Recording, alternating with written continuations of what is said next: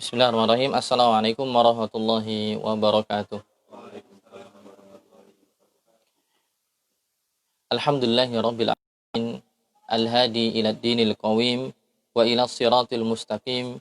Thumma salatu wassalamu ala al-mab'uthi rahmatan lil alamin wa ala alihi wa sahbihi ajma'in wa ala man ihtada bihadihi wa salaka sabilahu ila yaum ma ba'd. Allahumma 'allimna ma yanfa'una wanfa'na bima 'allamtana wa zidna 'ilman ya rabbal alamin. Kaum muslimin yang dimuliakan oleh Allah Subhanahu wa taala, sahabat-sahabat sekalian, teman-teman sekalian yang semoga Allah senantiasa merahmati kita semua. Semoga Allah senantiasa memberi taufiknya kepada kita semua untuk menunjukkan kita, mengarahkan kita kepada hidayah untuk bisa beragama dengan benar, bisa memeluk agama Islam ini dan juga memahaminya dengan cara yang tepat, dengan cara yang benar, yang baik, sesuai dengan pemahaman para pendahulu kita dari para sahabat, para tabi'in, tabi'ut tabi'in, dan orang-orang yang mengikuti mereka dengan baik. Dan salah satu upaya untuk agar kita bisa tahu, agar kita bisa paham bagaimana dan seperti apa pemahaman yang dipegang oleh para ulama terdahulu yang masih hidup atau yang mana mereka hidup di zaman-zaman masih dekat dengan nabian. Maka kita berusaha untuk menggali, untuk membuka lembar demi lembar buku-buku akidah yang bisa dikatakan adalah menjelaskan para ulama terdahulu, ya. Yang mana pada kesempatan kali ini kita kemarin sudah membuka di muqaddimahnya, kita akan membahas kitab Syarhus Sunnah oleh Al-Imam Al-Muzani Asy-Syafi'i Abu Ibrahim, ya, yang mana beliau adalah murid, ya, dari imam yang terkenal, ulama yang sudah diakui keilmuannya, yaitu Al-Imam Muhammad ibn Idris Asy-Syafi'i rahimahullahu taala. Dan sebagaimana penjelasan yang lalu, Al-Imam Al-Muzani beliau tinggal di Mesir, ya. Lahir di tahun 175 Hijriah. Yang ini 175 Hijriah berarti 100 sekitar, ya, abad kedua, ya, abad kedua. Yang mana ini masih dekat, masih dekat dengan masa-masa sahabat, ya. Jadi belum ada campur tangan lebih atau campur-campur ideologi menyimpang, ya, bagaimana yang ada di zaman sekarang. Ya, kita tahu bahwa Al-Imamul Muzani salah satu dari beberapa murid besarnya Imam Syafi'i. Selain yang lain adalah Al-Imamul Buwaiti, kemudian Imam Ahmad bin Hanbal, Ishaq bin Rahawai, kemudian Ar-Rabi ibn Sulaiman Al-Muradi, dan yang lainnya. Yang mana keluarga Al-Imamul Muzani kemarin dijelaskan memang keluarga ulama, ya. Bahkan saudarinya Imam Al-Muzani sendiri adalah juga termasuk dari perempuan yang berguru kepada Imam Syafi'i. Juga saudara sepersusuan beliau, Ar-Rabi bin Sulaiman Al-Muradi, itu juga saudara Al-Imamul Muzani sepersusuan. Sebagaimana beliau juga pamannya dari Al-Imam Abu Ja'far At-Tahawi. Ya, kemarin dikatakan bahwa dalam profilnya, biografinya Al-Imamul Muzani, beliau punya saudari perempuan, yang mana anak dari saudarinya itu punya anak atau menjadi ponakan, namanya Abu Ja'far At-Tahawi, dan juga beliau ulama besar di kalangan mazhab Hanafi, juga penulis terkenal dalam bidang akidah, yang mana buku beliau sering dibahas, ya, namanya kitab Al-Aqidah At-Tahawiyah, yang mana buku-buku ini dipelajari di kampus-kampus di Timur Tengah, di Azhar, di Madinah, di Jamiah Imam Muhammad bin Saud, dan yang lainnya. Baik, sekarang kita akan masuk ke awal mula pembahasan, ya. Awal mula pembahasan, kemarin kita belajar profilnya, sekarang kita langsung masuk ke pembahasan kitab Syarhus Sunnahnya. Langsung kita baca, ya, bagi yang sudah bawa buku, ya, ada terjemahannya kemarin, minta versi PDF-nya. Nanti insya Allah coba kita tanyakan.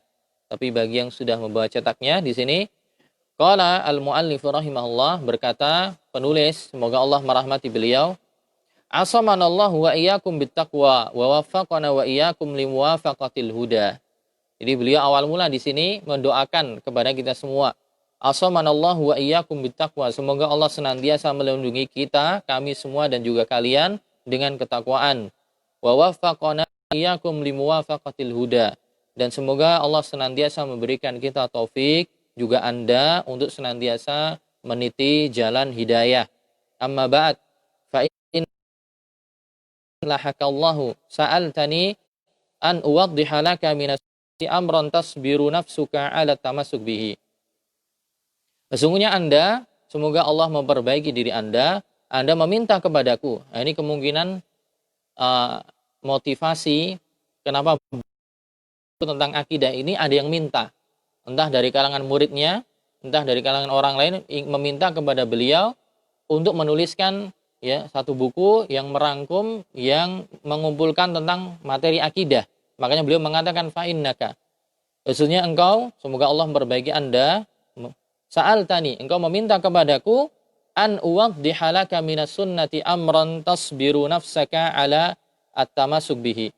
Engkau meminta kepadaku untuk menjelaskan, untuk mensyarah, satu perkara dalam as-sunnah, yang dengannya engkau atau yang dengannya jiwa Anda bisa bersabar untuk berpegang teguh dengannya.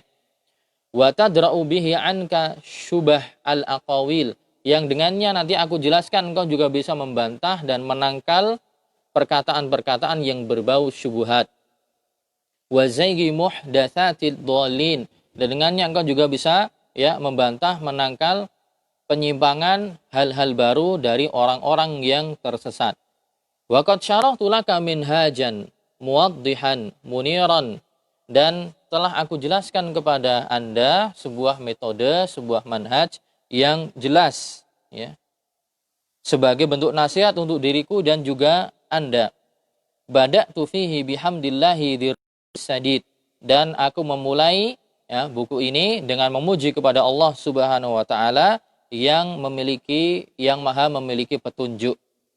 Kemudian beliau memulai alhamdulillahi ahaqqu man, bagi Allah zat yang paling berhak untuk senantiasa diingat, wa aula man syukir, dan yang paling berhak untuk senantiasa disyukuri, wa alaihi usni, dan kepada Allah aku memujinya, al-wahid as-samad, dialah Allah yang Maha Esa dan as-samad, yaitu tempat kita bersandar, tempat kita meminta pertolongan, as-samad, sebagaimana kita baca dalam surat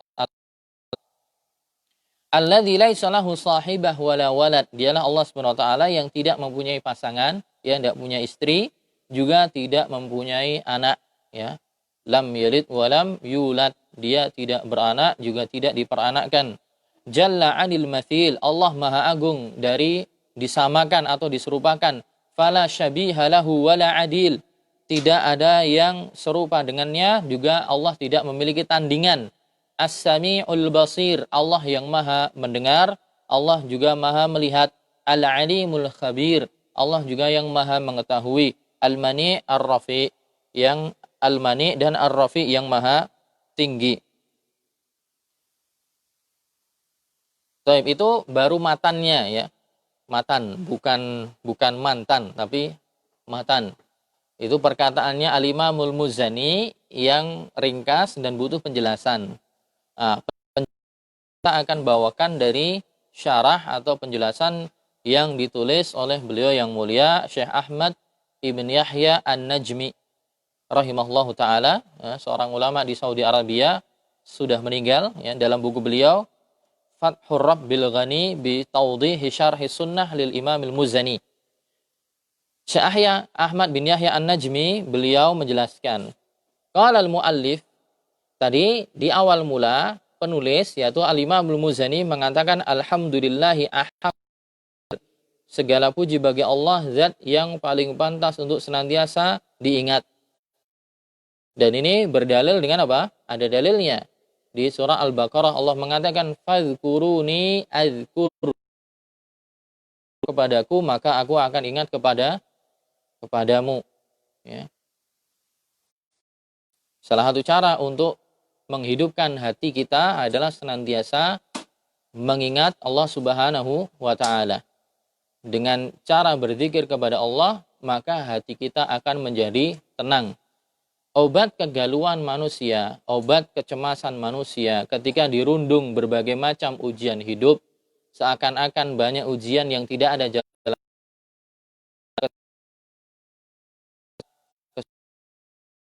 lainnya, karena dia tidak ingat Subhanahu wa taala. Makanya dalam ayat yang lain Allah mengatakan ala bidzikril qulub.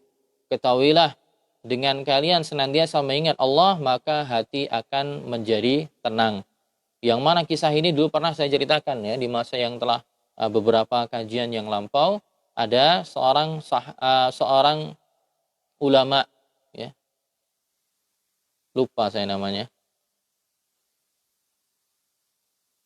Saya lupa namanya. Waktu itu saya ceritakan nikmat kesehatan, nikmat harta, dan berbagai nikmat yang ada, semuanya yang tidak mampu untuk kita hitung. Ya. Allah mengatakan, wa in ta'uddu ni'matallahi la tuhsuha. Kalau Anda berusaha untuk menghitung nikmat Allah, niscaya kalian tidak akan bisa menghitungnya. Ya. Maka kita bersyukur kepada Allah SWT. Bersyukurnya pertama, dengan mengakui semua itu berasal dari Allah. Dalam hati kita mengakui hal tersebut.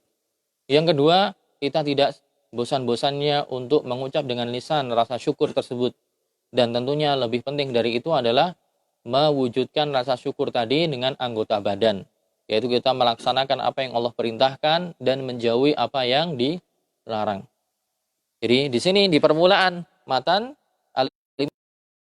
kita muji pada Allah, zat yang paling pantas untuk kita ingat, paling pantas untuk kita syukuri, wa alaihi usni, dan kita memuji Allah berbagai pujian, wa ma lahu minal ijlali wal ta'zim, dan apa yang Allah punyai berupa keagungan dan kebesarannya. Maka kita memuji Allah Subhanahu wa taala atas tadi nikmat yang Allah berikan, ya, atas nikmat yang Allah berikan kepada kita, segala bentuk anugerah yang Allah berikan. Bahkan misalnya tidak karena dasar itu, maka Allah memang sudah pantas untuk dipuji. Ya. Allah sudah pantas untuk dipuji. Jadi tidak harus dengan Allah memberikan sesuatu kepada kita pun kita untuk memuji Allah Subhanahu wa taala. Al-Wahidus Samad, Allah yang Maha Esa, dan Allah tempat untuk bersandar, tempat untuk meminta. Al-Wahid, kata Al-Wahid atau Al-Ahad, ini salah satu dari nama-nama Allah Subhanahu wa taala.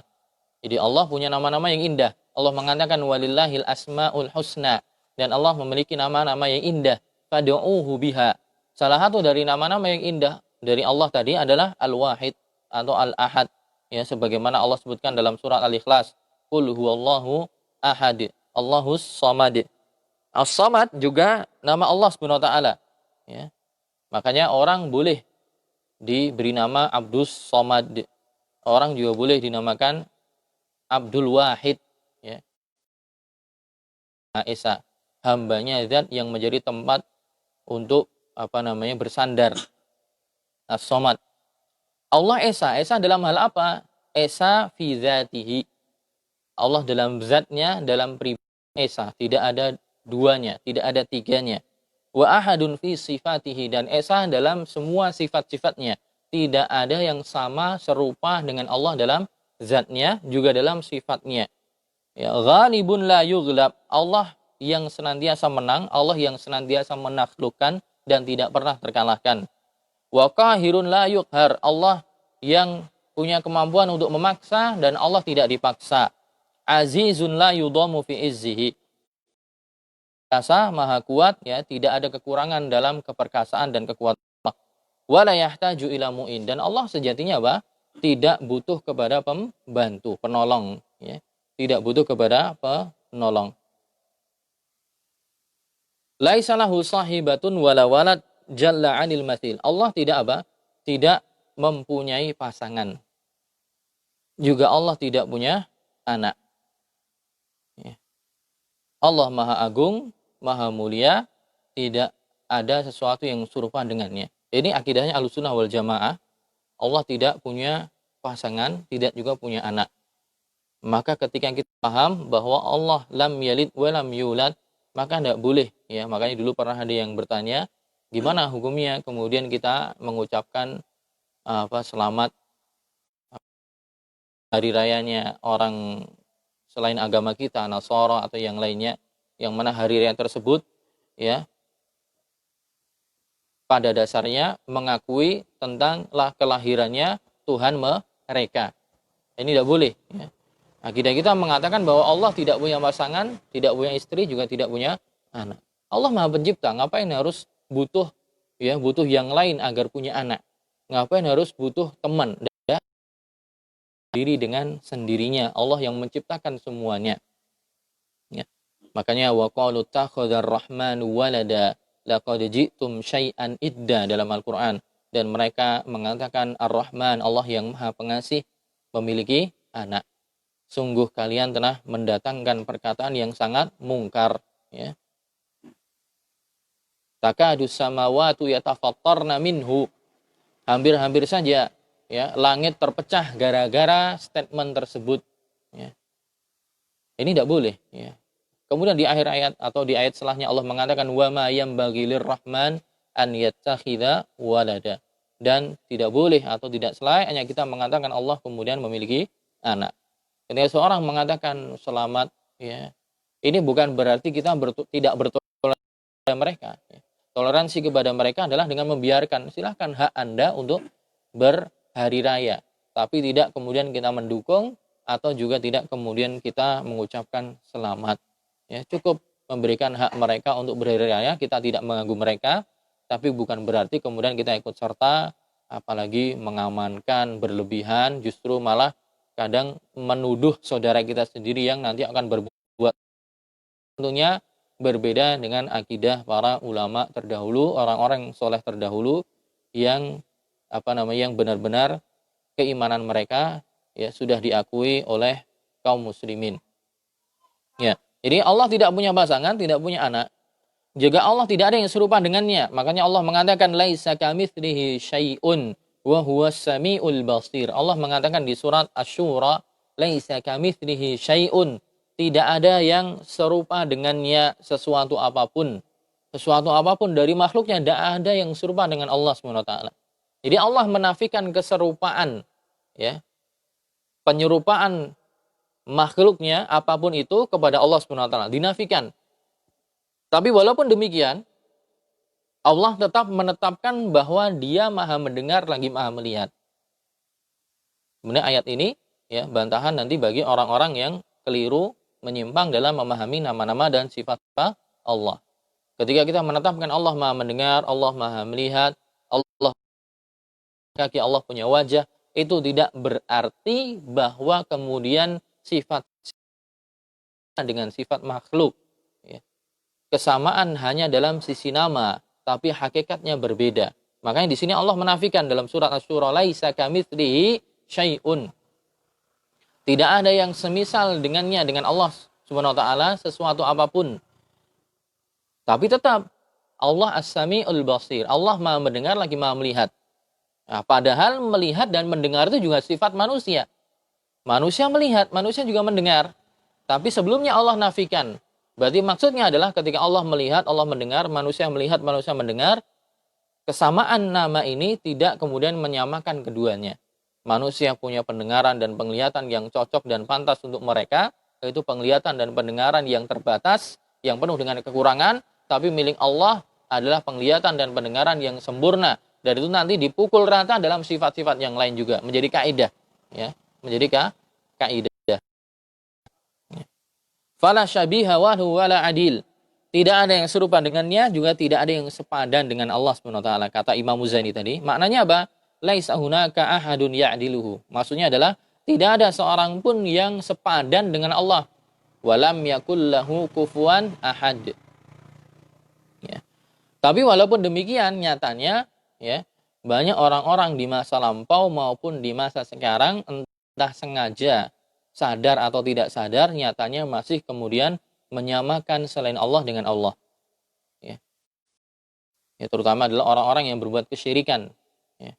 Padahal kita tahu yang menciptakan kita Allah, yang ngasih rizki Allah, yang ngasih kesehatan Allah, yang ngasih penyakit sebagai ujian atau untuk mengangkat dosa juga Allah, yang memberikan kita berbagai macam kelonggaran Allah, tapi nyatanya pengakuan dalam hal ini, dalam rububiyah ini, nanti ternyata dalam uluhiyah masalah ya pengarahan ibadah mereka masih keliru juga. Sudah tahu Allah yang ngasih rizki, masih datangnya ke pohon keramat. Sudah tahu Allah yang memberikan kehidupan dan kematian, masih datangnya ke pantai selatan. Ya. Sudah tahu yang ngasih kehidupan dan kematian Allah, segala musibah itu semua dari Allah, tapi masih dia nyembelih sapi, kerbau, dan misalnya dilarung. Ya. Dan hal-hal ini sebagaimana yang juga dilakukan oleh orang-orang musyrik. Makanya Allah mengatakan dalam surat Al-An'am di ayat 1, ya, Alhamdulillahilladzi khalaqas samawati wal arda wa ja'ala adh-dhulumati wan nur. Segala puji bagi Allah yang telah menciptakan seluruh langit dan bumi dan menjadikan atau menciptakan kegelapan dan juga cahaya. Tsummal ladzina kafaru bi rabbihim ya'dilun. Kemudian ternyata orang-orang yang kufur mereka malah menyamakan Allah dengan yang selainnya. Ya'dilun di sini maksudnya apa?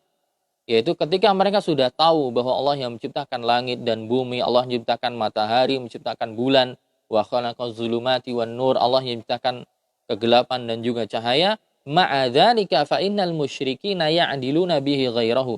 Tapi nyatanya orang-orang musyrik yang justru kemudian menyamakan selain Allah dengan Allah. Padahal yang selain Allah tadi apa? La yakhluqu syai'an wa hum yukhlaqun. Padahal yang lain tadi tidak bisa menciptakan sesuatu apapun, justru mereka yang diciptakan. Ya aneh kadang orang mau ini pohon keramat, karena keramat kemudian dia pahat, kemudian dibuat patung, dia sembah sendiri. Dia buat sendiri, dia sembah sendiri. Secara logika akal tidak masuk. Batu yang cuma ada ledakan atau letusan gunung berapi kemudian keluar, kemudian batunya besar, warnanya hitam, besarnya melebihi manusia, kemudian dikeramatkan. Padahal dia sendiri makhluk. Ini banyak yang seperti ini, ideologi yang demikian yang terjadi di tengah masyarakat kita. Yang mana kalau mereka ditanya agamanya apa, kemungkinan yang menjawab agama saya Islam, tapi tidak paham hakikat tentang bagaimana mentauhidkan Allah dan menjauhi kesyirikan. Mereka tidak paham arti Islam. Islam itu apa sih? Islam itu artinya al-istislamu lillahi bit-tauhid wal inqiyadu lahu bit-ta'ah wal bara'atu minasyirki wa ahli. Islam itu artinya al-istislamu lillahi bit-tauhid. Islam itu adalah berserah diri kepada Allah dengan mengesakannya. Gitu. Islam itu artinya berserah diri kepada Allah dengan mengesakannya. Wal inqiyadu lahu bit-ta'ah. Setelah berserah diri kepada Allah dengan mengesakannya, kemudian tunduk kepadanya dengan ketaatan. Aturan-aturan dalam agama dia harus tunduk. Makanya tidak cocok kalau ada istilah Islam liberal, itu tidak cocok. Karena Islam itulah berserah diri dan ketundukan. Sedangkan liberal itu bebas. Orang bebas mau berpikir apa saja. Makanya istilah Islam liberal itu sebenarnya tidak cocok. Sebagaimana penjelasan para ulama itu tidak cocok lafaz seperti itu. Muslim liberal mungkin sama aja ya. Orang yang mengaku Muslim itu harusnya dia mengaku dirinya tunduk gitu. Tapi mungkin lebih cocok kalau Muslim ya, karena kalau Muslim itu nanti dinisbahkan ke orangnya. Tapi kalau Islam kan ajarannya. Ada ajaran Islam itu ajaran ketundukan dan berserah diri. Maka tidak cocok ajaran kok dikatakan tunduk dan berserah diri tapi liberal. Kalau orang yang memeluknya mungkin bisa. Karena mungkin bisa jadi orang ini tidak berpegang teguh dengan norma-norma agama sehingga jadi liberal gitu. Jadi Islam itu adalah al-istislamu lillahi bit-tauhid, berserah diri kepada Allah dengan mengesahkannya. Wal inqiyadu lahu bit-ta'ah, tunduk kepadanya dengan ketaatan. Tidak berhenti sampai di situ. Harus apa? Al-bara'atu minasyirki wa ahli. Juga harus apa? Berlepas diri dari kesyirikan dan pelakunya. Jadi tidak hanya kita kadang sebagian orang mengatakan udah kita ibadah aja, sholat aja, nggak usah ngusik orang lain. Keliru. Tidak usah ngusik orang ini, keliru. Jadi agama Islam itu tidak agama yang kemudian selamatnya untuk sendiri, enggak. Tapi keselamatan untuk dirinya plus orang lain gitu. Jadi disuruh dakwah. Dalil paling gampang adalah surat Al-Asr. Wal asri innal insana lafi khusr. Demi masa, sungguh semua manusia dalam kerugian. Kecuali apa? Kecuali orang yang terpenuhi dalam dirinya 4 hal. Illal ladzina amanu. Kecuali orang yang beriman. Beriman di sini maksudnya bertauhid. Wa amilus solihat. Setelah beriman, bertauhid dan beramal soleh. Ya tadi, tunduk pada Allah, kemudian juga berserah diri pada Allah dan tunduk dengan syariatnya. Tapi nggak berhenti sampai di sini. Bukan bertauhid sendiri, beramal sendiri, nggak. Harus ada 2 lagi. Wa tawasau bil haq. Harus saling berwasiat dalam kebenaran, ngajak orang gitu. Kita tahu ini benar, jangan biarkan tetangganya keliru, jangan biarkan anak istrinya keliru, jangan biarkan simbahnya keliru.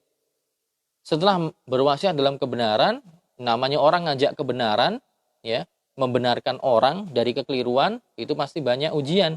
Makanya yang keempat adalah wa tawasau bis sabr, harus sabar di tengah apa? Ya, di tengah dakwahnya. Itu yang dijelaskan oleh Syekh Muhammad bin Abdul Wahab dalam apa? Salahatul Usul, ya, dalam 3 landasan pokok. Jadi kita bertauhid, kita beramal soleh, terus lihat di sekitar kita, anak istri masih gimana, tetangga masih gimana, ajak tuh. Oh ini masih keliru Pak, ini masih keliru Bu. Ketika ngajak, mereka pasti musuh kita, ngopo wesok keminter, ngopo we ngajak-ajak. Wesok ngarepku urusanku. Nah, ngopo al kacung, macam-macam. Sabar, wa tawasau bis sabr. Karena kita pengen ke surga itu sekampung, bukan serumah aja. Kita pengen ke surga itu ya serumah, bukan sendiri. Tidak hanya serumah, sekampung. Tidak hanya sekampung, tapi sedaerah dan seterusnya. Semakin luas, semakin bagus. Tapi tentunya itu diukur, dibatasi dengan kemampuan masing-masing. Tapi intinya, jangan ajaran ini untuk sendiri. Gitu. Nah, jadi, tidak boleh untuk berbuat kesyirikan menyamakan Allah dengan yang lain. Kemudian dikatakan Allah As-Sami', yaitu Allah Maha mendengar. Pendengaran Allah beda. Pendengaran kita terbatas hanya di sini. Suara yang kita dengar cuma di sini aja. Apa yang diperbincangkan di Madukesmo kita nggak dengar. Gitu. Atau mungkin suara-suara tertentu kita nggak dengar, tapi anjing bisa dengar. Ya. Dulu pas masih sekolah itu, anjing itu bisa mendengar apa? Gelombang suara yang berapa ribu hertz atau apa itu istilahnya. Loh, jadi kita tuh manusia tuh cuman bisa mendengar gelombang suara yang sekian ukurannya gitu. Tapi makhluk yang lain bisa dengar. Ya. Nah, tapi Allah Subhanahu wa taala As-Sami' yasma'u jami'al aswat. Kalau Allah beda, Allah Maha mendengar dan Allah bisa mendengar semua suara. Tidak dibeda-bedakan dan tidak terbatas dengan waktu atau tidak terbatas dengan ruang. Ya. Allah mendengar, mungkin kalau misalnya ada yang berbincang-bincang di Amerika ngomongin apa, Allah mendengar itu. Kita. Jadi Allah As-Sami' Maha mendengar, Allah Al-Basir. Allah Maha melihat, alladzi nafadha basarahu kullal mubsirat. Yang Allah bisa melihat semua apa saja yang bisa dilihat. Kalau kita ya kita melihat sejauh mata memandang paling berapa kilo. Atau misalnya malam hari di Lembang naik motor itu ada kabut paling cuma berapa meter. Allah Subhanahu wa taala hal tersebut tidak menghalangi penglihatan Allah Subhanahu wa taala. Itu beda penglihatannya. Allah Al-Alim, Allah Maha mengetahui. Gimana? Alladzi ahata ilmuhu bi jami'il ma'lumat mimma fil ardi was samawati wa ghaira dzalika minal makhluqat. Ilmunya Allah Subhanahu wa taala beda dengan ilmu kita. Ya, ilmu kita terbatas. Ya. Bahkan kadang kita baca aja nggak paham-paham, nggak hafal-hafal. Gitu. Beda dengan Allah Subhanahu wa taala. Pengetahuan Allah, ilmunya Allah itu meliputi seluruh makhluk alam semesta. Semuanya Allah tahu. Apa yang ada di bumi, apa di seluruh alam semesta. Selain Allah Al-Alim, juga Allah Al-Khabir. Ya. Syekh An-Najmi, Yahya An-Najmi mengatakan khabir di sini adalah muradif lil alim. Ya, nama lain Allah yang maknanya sama dengan Al-Alim. Ya. Walaupun sejatinya nanti akan ada detail perbedaan ya. Cuma di sini secara global beliau mengatakan Al-Alim, Maha mengetahui, maknanya sama dengan Al-Khabir. Ya. Walaupun nanti kalau ditinjau secara detail itu pasti ada bedanya. Tidak mungkin satu kata sama plek dengan kata yang lain. Cuma untuk tahu perbedaannya nanti harus bahas buku khusus ya. Ada buku khusus tentang Al-Asmaul Husna, nama-nama Allah yang indah. Itu salah satu nama dengan yang lain ada bedanya. Ar-Rahman dengan Ar-Rahim bedanya apa? Al-Ghaffar, Al-Ghafur bedanya apa? Ya, itu nanti ada buku namanya Fikih Asmaul Husna. Ditulis oleh Syekh Abdul Razak bin Abdul Muhsin Al-Abbad. Allah Al-Mani', fa ma'nahu al-mumtani' an kulli man yaqsiduhu. Allah Al-Mani' yaitu Allah yang menghalangi atau orang-orang atau siapa saja yang memaksudkan untuk berbuat buruk kepada Allah misalnya, itu nggak akan ada yang bisa. Karena Allah Maha Perkasa, Maha Kuat, Maha punya keagungan, ya, maka tidak akan ada yang bisa mendolimi, mengurangi atau mencelakai Ta'ala. Tapi wallahu a'lam bishawab, Al-Mani, kalau Al-Mani ini sepertinya tidak termasuk dari nama-nama Allah yang Al-Asmaul Husna, ya, tidak termasuk yang disandarkan sebagai nama Allah. Ya. Saya lihat di Al-Qawaidul Muthla, ya, 99 nama yang dinisbahkan untuk Allah Subhanahu wa taala, kata Al-Mani' itu tidak termasuk dari nama Allah yang 99 yang disebutkan, ya, yang innalillahi tis'atan wa tis'ina asman faman ahsaha dakhalal jannah. Dalam hadis disebutkan sungguhnya Allah punya 99 nama. Barang siapa yang menghitungnya maka dia masuk surga. Nah, menurut istihad ulama, salah satunya di sini istihadnya Syekh Shalih Al-Utsaimin, Al-Mani' bukan salah satu dari 99 tersebut, ya, bukan salah satu dari 99 nama tersebut, tidak masuk di situ. Kemudian nama Allah 99 terakhir, ya, bukan nama Allah hanya 99, ya. Dulu pernah saya jelaskan bahwa yang disebutkan 99 tapi tidak dimaknai itu membatasi bahwa nama Allah cuma 99. Dalilnya apa? Dalilnya dalam hadis Nabi SAW. Nabi SAW bersabda dalam doanya, Allahumma inni as'aluka bikulli ismin huwalak. Ya Allah, saya meminta kepadamu, memohon kepadamu dengan bertawasul dengan setiap nama yang engkau miliki. Samaita bihi nafsak, yang engkau namai dengannya untuk dirimu. Au anzaltahu fi kitabik, atau nama yang engkau turunkan dalam Al-Quran. Au allamtahu ahadan min khalqik, atau nama yang engkau ajarkan kepada salah satu dari makhlukmu, itu para rasulnya. Ya, au allamtahu ahadan min khalqik. Kemudian nanti sampai ada lafaz awista'tharta fi ilmil ghaibi indak. Juga dengan nama-namamu yang masih engkau sembunyikan dalam, ya, ilmu gaib atau dalam ilmumu yang hanya engkau yang tahu.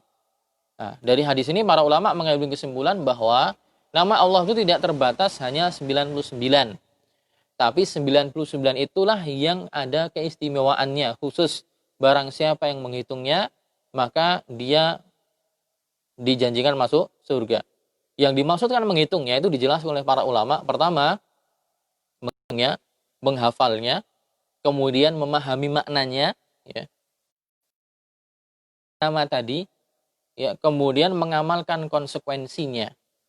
Itu ada maknanya. Jadi maksudnya menghitungnya, menghafal nama itu bukan sekedar dihafal, bukan sekedar dihitung, tapi menghitungnya plus memahami maknanya, kemudian berdoa dengan nama tadi, yaitu kita berdoa, kita minta rezeki pada Allah, kita panggil Allah ya Razzaq. Kita minta karunia kepada Allah, kita panggil nama Allah yang Maha Memberi, Al-Mu'ti, Al-Wahhab. Ya, kita minta kasih sayang kepada Allah Ar-Rahman, Ar-Rahim, dan seterusnya. Kita berdoa dengan nama-nama itu. Plus juga mengamalkan konsekuensi dari nama itu. Allah punya nama tadi apa? Al-Ahad atau Al-Wahid yang Maha Esa. Nama Allah yang Maha Esa berarti kita nggak boleh menyekutukannya. Ya, kita nggak boleh menyekutukan Allah Subhanahu wa taala. Itu kembali di sini bahwa Al-Mani' wallahu a'lam bishawab di sini tidak termasuk dari nama yang tadi punya keistimewaan. Kemudian Ar-Rafi', Allah yang Maha Tinggi, ya. Allah yang Maha Tinggi di sini maknanya adalah ketinggian Allah ditinjau dari dua sisi. Ar-rif'ah yuqsadu biha rif'atul makan wa rif'atul makanah. Allah Maha Tinggi itu maksudnya tinggi dalam dua sisi, yaitu ketinggian Allah dari dari sisi tempat, dan kedua ketinggian Allah kedudukan. Ketinggian Allah dari sisi tempat maksudnya Allah tinggi di atas seluruh makhluknya, yaitu Allah beristiwa di atas arsy. Allah beristiwa di atas arsy, dan arsy itu di atas langit ketujuh. Ya, langit ketujuh, di atasnya lagi nanti ada air, kemudian di atasnya lagi baru arsy. Ya, Allah mengatakan di dalam Al-Qur'an wa arsyuhu 'alal ma', dan arsy-nya Allah Subhanahu wa taala itu di atas air. Air yang dimaksud di sini dijelaskan oleh para ulama adalah ya air yang ada di atasnya lagi langit ketujuh. Berapa luasnya tidak tahu, ya, tidak tahu. Bayangkan ya, arsy-nya Allah aja besarnya seperti apa. Dalam apa namanya? Dalam hadis Ibnu Hibban ya, bahwa Nabi SAW mengatakan kepada Abu Dzar, "Mas samawatu sab'a ma'al kursi." Tidaklah langit yang 7 jika dibandingkan dengan kursinya Allah illa kahalaqatil mulqatun fi ardil falah. Tidaklah langit yang 7 jika dibandingkan dengan kursinya Allah SWT, melainkan hanya seperti atau cincin yang dilemparkan di tengah tanah yang lapang. Tengah tanah yang lapang. Tanah yang lapang itu kursinya Allah SWT. Cincin itulah permisalannya seperti langit yang wa fadlul arsy 'alal kursi ka fadlil falati 'alal halaqah. Dan besarnya arsy dengan kursinya Allah, kursi atas seluruh langit. Jadi besarnya seperti apa kita tidak tahu. Yang pasti itu sangat besar sekali, dan sebesarnya seperti apa tidak terjangkau oleh akal manusia. Intinya Allah Maha Tinggi, tingginya Allah pertama tinggi dari sisi tempat, ya Allah Maha Tinggi, Dia di atas seluruh makhluknya, yaitu di atas arsy.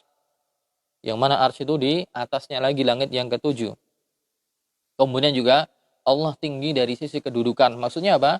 Huwal ilahul haq, karena Dia adalah Allah yang